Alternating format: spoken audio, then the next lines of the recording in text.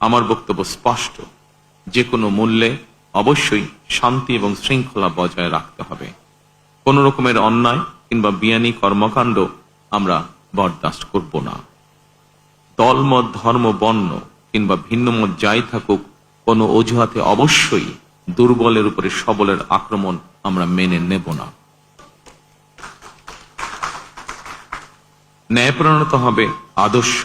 আইনের শাসন প্রতিষ্ঠা করা না গেলে আমাদের সকল চেষ্টা ব্যর্থ হয়ে যেতে পারে। আইনের শাসন প্রতিষ্ঠায় সরকারি দল কিংবা বিরোধী দল, অন্য মত কিংবা ভিন্ন মত, প্রতিটি বাংলাদেশী নাগরিকের জন্যই আইন সমান। আইনের প্রয়োগ হবে বিধিবদ্ধ নিয়মে।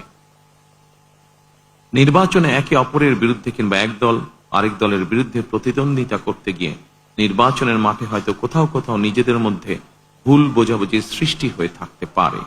তবে এ ধরনের বিরোধ যেন প্রতিশোধ, প্রতিহিংসায় রূপ না নেয়, সে ব্যাপারে সবাইকে সতর্ক থাকার জন্য আমি আন্তরিকভাবে আহ্বান জানাচ্ছি।